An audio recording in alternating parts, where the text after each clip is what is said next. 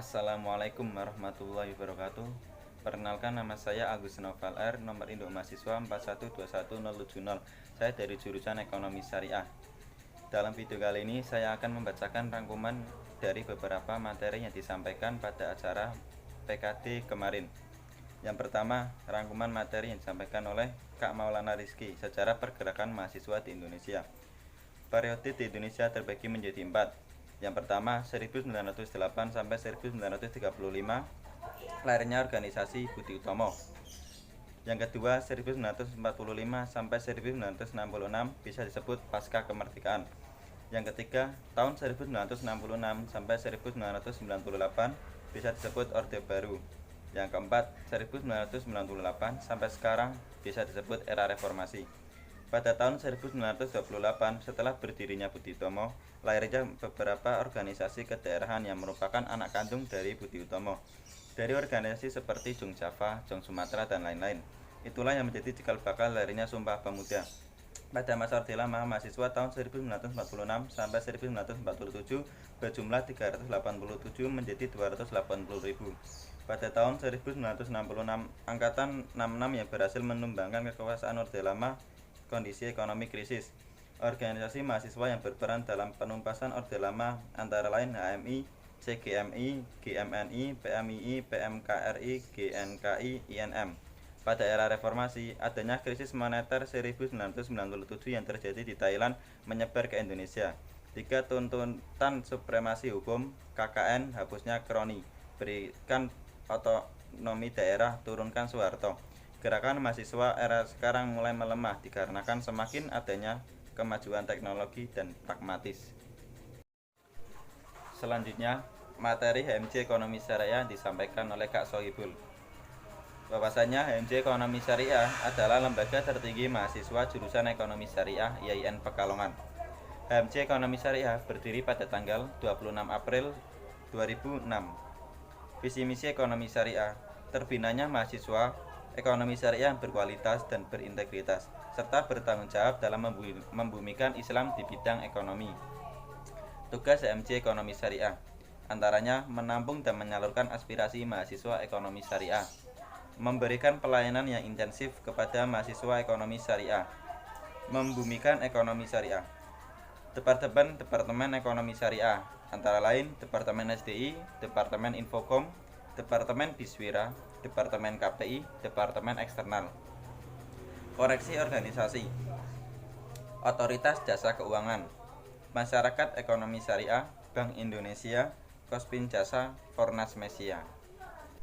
Rangkuman materi yang ketiga yang disampaikan oleh Kak Jaka Praitna SE, Student Government, yaitu pelembagaan kepentingan politik mahasiswa dalam format negara mahasiswa, namun tidak sama dengan negara, di mana konsepnya tidak terlepas dari teori negara. 5 prinsip dasar Student Government. 1. Student Government berpatron pada gerakan moral. 2. Student Government berpatron pada gerakan intelektual. 3. Student Government bergerakan politik. Yang keempat, Student Government bersifat independen. Yang kelima, Student Government sejajar dengan pihak manapun. Tupoksi Orma Wafebi. 1. Tertuang pada Perma Sema. 2. Tertuang dalam ADART. 3. Dan dalam peraturan lain tentang Ormawa. Mekanisme hubungan PBIN Pekalongan: menaati peraturan yang sudah ada, menjalin komunikasi yang baik, memahami tupoksi bidang masing-masing, memahami garis-garis dalam organisasi, menjalin keselarasan dalam memajukan Ormawa. Lalu ada Hikari, Peraturan Pemerintah Mahasiswa IAIN Pekalongan. 1.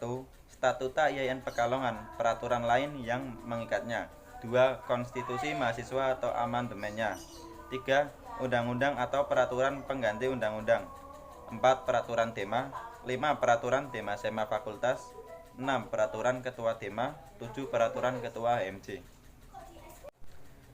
Rangkuman materi yang keempat, ya, tentang keorganisasian.